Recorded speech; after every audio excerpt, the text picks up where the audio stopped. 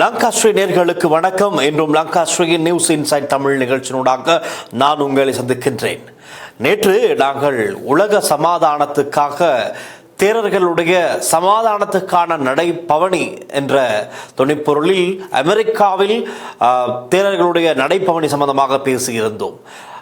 அது மாத்திரமல்லாமல் அவர்களுக்கும் இலங்கையில் இருக்கின்ற தேரர்களுக்கும் ஒப்பீட்டளவில் என்னென்ன வித்தியாசங்கள் இருக்கின்றது, அவர்களிடம் எங்களுடைய ஒரு சில தேரர்கள் என்னென்ன விஷயங்களை கற்றுக்கொள்ள வேண்டும் என்ற நிலையில் நாங்கள் பேசியிருந்தோம். ஆனால் இன்று காலையிலேயே ஒரு விஷயம் இலங்கையில் நடந்திருக்கின்றது. இலங்கையில் ஒரு நடைபவனி இடம்பெற்றிருக்கின்றது.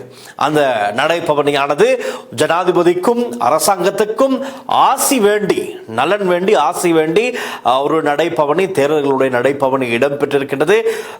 அதாவது நான் நினைக்கிறேன் இந்த வெளிநாட்டில் இடம்பெற்ற, அதாவது அமெரிக்காவில் நடந்த சமாதானத்துக்கான நடைபவனியின் தாக்கம் இலங்கையிலும் பட்டிருக்கலாம் என்ற வகையில் தான் தோன்றுகின்றது.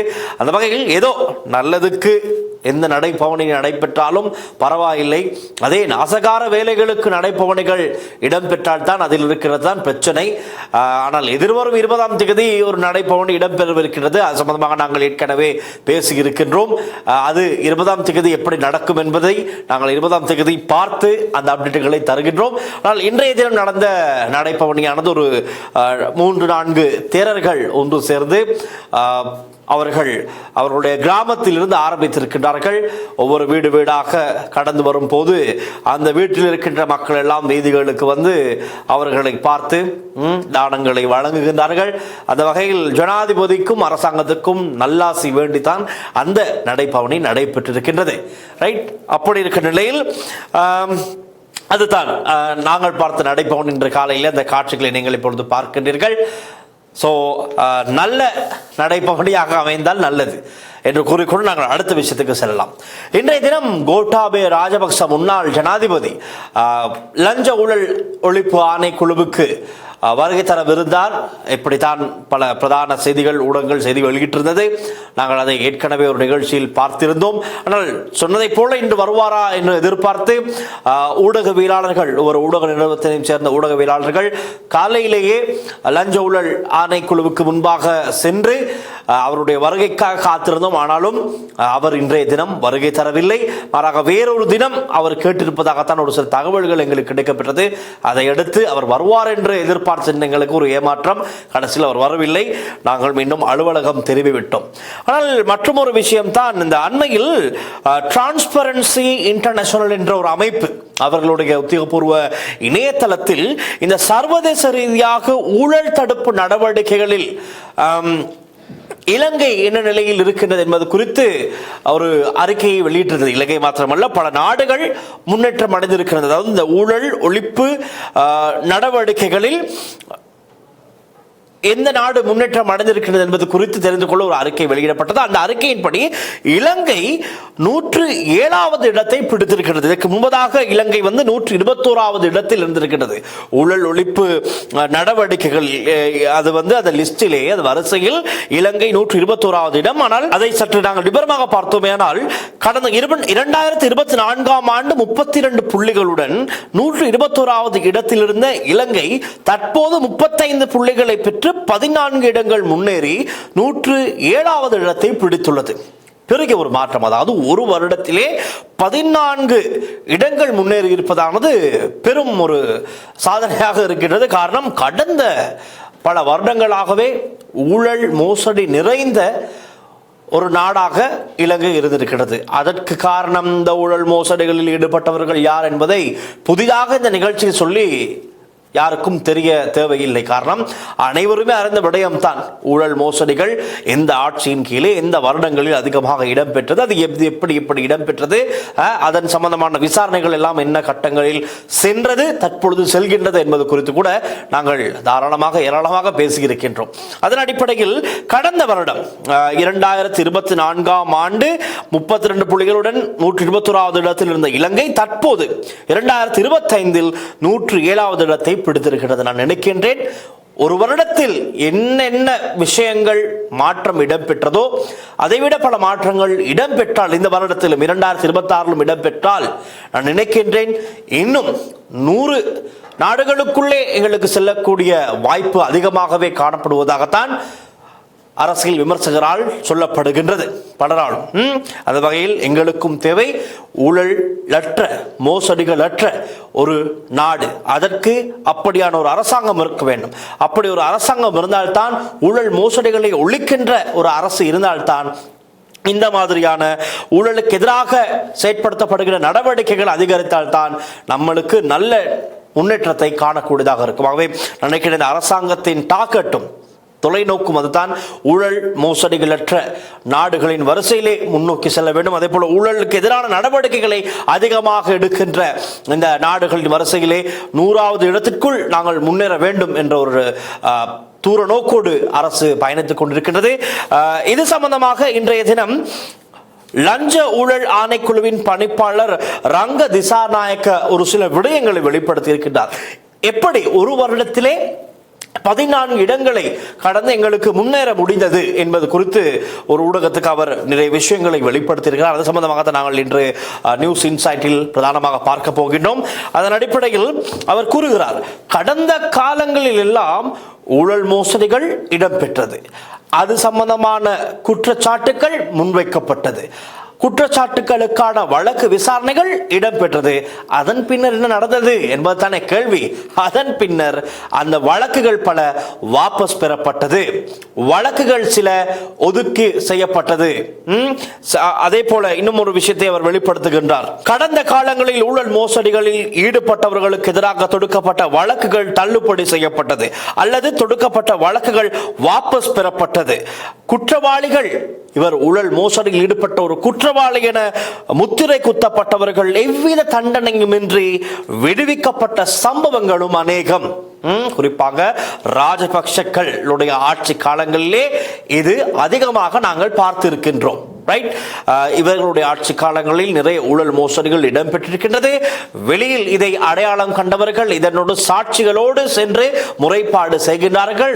விசாரணை இடம்பெறுகின்றது, வழக்குகள் தொடரப்படுகின்றது. ஆனால் இறுதியிலே அந்த வழக்குகள் ஒன்று வாபஸ் பெறப்பட்டிருக்கின்றதாம் அல்லது அதில் குற்றவாளிகள் என அடையாளம் காணப்பட்டவர்கள், சந்தேகிக்கப்பட்டவர்கள் எல்லாம் விடுதலையாகும் சம்பவங்கள் தான் கடந்த காலங்களிலே அதிகமாக இடம்பெற்றிருப்பதாகத்தான் ஊழல் ஆணைக்குழுவின் லஞ்ச ஊழல் ஆணைக்குழுவின் பணிப்பாளர் ரங்க திசாநாயக்க தெரிவித்திருக்கின்றார். அதே போல அவரிடம் கேட்கப்பட்ட ஒரு கேள்வி, இந்த முன்னேற்றத்திற்கு பல காரணங்கள் சாதகமாக இருந்தது, அந்த சாதகமான விஷயங்கள் என்ன என்று கேட்டபோது அவர் தெரிவித்திருக்கின்றார், இலங்கை ஊழல் தடுப்பு தேசிய செயற்பாட்டு வேலை திட்டம் துரிதமாக செயற்படுத்தப்பட்டவை. அதாவது கடந்த ஒரு வருடத்திலே என்ன நடந்திருக்கிறது நாங்கள் பார்க்கலாம். விசாரணைகளை துரிதப்படுத்தி வழக்கு தாக்கல் செய்வதும் துரிதப்படுத்தப்பட்டது. இதற்கு முன்பதாக ஊழல் மோசடி இடம்பெற்றிருக்கின்றது. இவர்களுடைய துறையின் கீழ் அல்லது அமைச்சின் கீழே, திணைக்களத்தின் கீழே இந்த விஷயங்களை ஊழல் மோசடி செய்திருக்கின்றார்கள் என்று தெரிந்தும் கடந்த காலங்களிலே அவர்களுக்கு எதிராக முறைப்பாடுகளோ சட்ட ரீதியான நடவடிக்கைகளோ எடுக்கப்படவில்லை. அவர்களிடம் அதிகாரத்தை பயன்படுத்தி அவர்கள் அதில் தப்பித்துக் கொண்டு அவர்களுக்கான வேலைகளை செய்து கொண்டு சென்றார்கள். ஆனால் ஆட்சி மாற்றம் இடம்பெற்றதுமே அந்த பழைய வழக்குகள், குற்றச்சாட்டுகள் எல்லாம் துரிதமாக விசாரணைகளுக்கு உட்படுத்தப்பட்டது. முறைப்பாடுகள் முன்வந்து அனைவரும் முறைப்பாடு செய்ய ஆரம்பித்தார்கள். இதனால் விசாரணைகள் துரிதப்படுத்தப்பட்டு வழக்கு தாக்கல் செய்வதும் வேகப்படுத்தப்பட்டதாக சொல்லியிருக்கின்றார். அதே போல மேலும் பெருவாரியான ஆட்களுக்கு வழக்கு தாக்கல் செய்யப்பட்டது. அதாவது இருந்ததை விட இதுவரை குற்றச்சாட்டுகள் இருந்தும் அவர்கள் மீது வழக்கு தொடர சில பேர் பயத்தில் இருந்து இருப்பார்கள் கடந்த காலங்களில். காரணம், அதிகாரம் அவர்களிடம் இருந்தது. ஆனால் ஆட்சி மாற்றம் இடம்பெற்றதும் அஞ்சாமல் பயப்படாமல் துணிவுடன் வந்து அந்த குறித்த நபர்களுக்கு எதிராக குற்றச்சாட்டுகளை பலர் பதிவு செய்திருக்கிறார்கள். இதுவும் ஒரு சாதகமாக அமைந்திருக்கிறது இந்த முன்னேற்றத்திற்கு. அதே போல் அவர் மேலும் கூறுகிறார், ஊழல் ஒழிப்பு தொடர்பான விழிப்புணர்வை ஏற்படுத்தினோம் என்றும் தெரிவித்திருக்கின்றார். ஊழல் மோசடி தொடர்பிலான மக்களின் சிந்தனை மற்றும் பழக்க வழக்கங்களை மாற்றுவதற்கு வழியமைத்து கொடுத்துள்ளோம் என்றும் கூறியிருக்கின்றார். இவ்வாறான திட்டங்களின் மூலமாகவே எமக்கு இந்த டிரான்ஸ்பரன்ஸ் இன்டர்நேஷனல் என்ற அந்த அமைப்பு குறிப்பிட்ட அந்த அடையாளப்படுத்திய குறிப்பிட்ட அந்த அறிக்கையின்படி எங்களுக்கு இந்த முன்னேற்றத்தை அடையக்கூடியதாக இருந்திருப்பதாக ஆணைக்குழுவின் பணிப்பாளர் தெரிவித்திருக்கின்றார். அதே போலதான் தொடர்ந்தும் அவரிடம் கேட்கப்பட்ட கேள்விகளின் அடிப்படையில் இதுவரை காலம் நாட்டிலே ஊழல் மோசடிகளுக்கு எதிராக என்ன நடந்தது, அதை செய்தவர்கள் எல்லாம் எந்த விதத்தில் தப்பித்தார்கள், சட்டத்திலிருந்து எப்படி தம்மை பாதுகாத்துக் கொண்டார்கள் என்பது நாம் அனைவரும் அறிந்த விடை. இனி நீங்கள் என்ன செய்ய போகின்றீர்கள்? ஏற்கனவே ஜனாதிபதி அனுரகுமார திசாநாயக்கவிடம் கடந்த கால ஆட்சிகளின் போது ஆட்சியாளர்கள் செய்த ஊழல் மோசடிகள் சம்பந்தமான எக்கச்சக்கமான ஃபைல்கள் கோப்புகள் இருக்கின்றது. ஆகவே ஆதாரங்களும் உங்களிடம் இருக்கின்றது, குற்றச்சாட்டுகளும் உங்களிடம் இருக்கின்றது. ஆகவே இனி இதை எப்படி துரிதப்படுத்த போகின்றீர்கள், இதனோடு சம்பந்தப்பட்டவர்களுக்கு எப்படி சட்ட ரீதியான நடவடிக்கை எடுக்க போகின்றீர்கள் என்று கேட்டதும் அவர் கூறுகிறார். அதற்கான பதில், ஊழல் அதாவது லஞ்ச ஊழல் தொடர்பில் கடந்த காலங்களில் நாங்கள் விசேட அவதானத்தை முன்னெடுத்தோம். அதனால் பெரும் தொகை வழக்குகளை தற்பொழுது தொடுத்துள்ளோம். மேலும் சட்டமா அதிபரின் வேண்டுகோளுக்கு இணங்க லஞ்ச ஊழல் ஆணைக்குழுவால் தொடுக்கப்பட்டுள்ள வழக்குகளை விசாரிப்பதற்காக சிறப்பு நீதிமன்றம் ஒன்றும் உருவாக்கப்பட்டிருக்கிறது. அதே போல இன்னும் மேலும் 2 சிறப்பு நீதிமன்றங்களும் உருவாக்கப்பட்டிருக்கின்றது. திங்கட்கிழமை அதாவது 16ஆம் தேதியிலிருந்து மேலும் சிறப்பு நீதிமன்றத்தின் நடவடிக்கைகளும் ஆரம்பிக்கப்படவிருப்பதாகவும் அவர் ஒரு நல்ல தகவலை குறிப்பிட்டிருக்கிறார். பணிப்பாளரினுடைய அந்த கருத்திலிருந்து எங்களுக்கு ஒரு முடிவுக்கு வரக்கூடியதாக இருக்கும். அதாவது கடந்த காலங்களில் குற்றச்சாட்டுகள் முன்வைக்கப்பட்டாலும் வழக்குகள் தொடுக்கப்பட்டாலும் வழக்கு விசாரணைகளில் ஒரு தாமதம் இடம்பெற்றிருப்பது எங்களுக்கு அவருடைய கருத்திலிருந்து வரக்கூடியதாக இருக்கிறது. ஆகவே இந்த வழக்கு விசாரணைகளை தாமதம் இல்லாமல் துரிதப்படுத்துவதற்கு தற்போதைய அரசாங்கம் என்ன நடவடிக்கை எடுத்திருக்கிறது, அதாவது சட்டமா அதிபருடைய கோரிக்கைக்கு இணங்க அவருடைய வேண்டுகோளுக்கு இணங்க புதிதாக நீதிமன்றங்கள் நாங்கள் கூட பார்த்தோம். முன்னாள் அமைச்சர்கள் எதிர்கட்சியை சார்ந்தவர்கள் எல்லாம் வசித்து வந்த அரசாங்கத்துக்கு சொந்தமான வீடுகள் எல்லாமே இப்பொழுது சிறப்பு நீதிமன்றங்களுக்காக ஒதுக்கப்பட்டிருக்கிறது. அதுவும் ஒரு நல்ல ஒரு செய்தி. அது காரணம் நிறைய வழக்குகள் பெண்டிங் இன்னமும் நிலுவையில் இருக்கிறது. அந்த வழக்கு விசாரணைகள் எல்லாம் உடனடியாக நிறைவு செய்வதற்கு, தீர்ப்புகளை வழங்குவதற்கு நீதிமன்ற நடவடிக்கைகளை அதிகப்படுத்த வேண்டும். அதன் காரணமாகத்தான் இந்த அரசாங்கத்துக்கு சொந்தமான சொகுசு வீடுகள் எல்லாமே சொகுசான வீடுகள் அவற்றை நீதிமன்ற கட்டமைப்புக்கு ஏற்ற வகையில் மாற்றி இனிமேல் இந்த வழக்கு விசாரணைகளை துரிதமாக நடத்துவதற்கு இந்த வீடுகள் எல்லாம் ஒதுக்கப்பட்டிருக்கிறது. அந்த அடிப்படையில் தான் புதிதாக 2 சிறப்பு நீதிமன்றங்களை திங்கட்கிழமையிலிருந்து 16ஆம் தேதியிலிருந்து ஆரம்பிப்பதற்கு நடவடிக்கை எடுக்கப்பட்டுள்ளதாகவும் பணிப்பாளர் ரங்க திசாநாயக்க தெரிவித்திருக்கின்றார். அதே போல அவரிடம் கேட்கப்படுகின்றது மற்றும் ஒரு கேள்வி, அவர் இந்த பதவியை பொறுப்பேற்றதன் பின்னர் லஞ்ச ஊழல் ஒழிப்பு ஆணைக்குழுவுக்கு எந்த அளவான முறைப்பாடுகள் கிடைத்தது? காரணம், ஒரு ஆட்சி மாற்றம் இடம்பெற்றிருக்கிறது. கடந்த காலங்களில் இடம்பெற்ற ஊழல் மோசடிகள், அதை செய்தவர்களுடைய பெயர் விவரங்கள் நிறைய பேருக்கு தெரியும். ஆனாலும் கடந்த காலங்களில் துணிவுடன் சென்று முறைப்பாடு செய்வதற்கான சாத்தியக்கூறுகள் குறைவு. காரணம், அவர்களுக்கு ஒரு அச்சம், அதிகாரம் அவர்களுடைய கையில் இருந்தது. எந்த வகையிலும் பழிவாங்கப்படலாம். மற்றும் ஒன்று, நம்பிக்கையின்மை அதிகமாக இருந்த நம்பிக்கை இல்லை. என்னத்தான் நாங்கள் கம்ப்ளைண்ட் பண்ணாலும் இது சம்பந்தமான சட்ட ரீதியான நடவடிக்கைகள் எடுக்கப்படாது என்ற ஒரு நம்பிக்கையின்மை தான் அதிகமாக இருந்தது. ஆனால் இப்பொழுது தற்போதைய அரசாங்கத்தின் நடவடிக்கைகள் மீது நம்பிக்கை வைத்து பல பேர் முறைப்பாடுகளை செய்திருக்கிறார். அது சம்பந்தமாக அவர் கூறும்போது, கடந்த வருடம் 2025 எங்களுக்கு 8000 முறைப்பாடுகள் கிடைக்கப்பெற்றுள்ளதாக அவர் தெரிவித்திருக்கின்றார். ஊழல் மோசடிகள் சம்பந்தமான 8000 முறைப்பாடுகள் இந்த இலங்கை நாட்டுக்குள்ளே இடம்பெற்ற ஊழல் மோசடிகள் சம்பந்தமான 8000 முறைப்பாடுகள் கடந்த வருடம் இவர்களுக்கு கிடைத்திருக்கிறது. அவை அனைத்தும் லஞ்ச ஊழல் எதிர்ப்பு சட்டத்திட்டங்களுக்கு உட்பட்டு விசாரணை நடத்தக்கூடியதல்ல. அதில் 140% விசாரணைகள் ஆரம்பிக்கப்பட்டுள்ளன.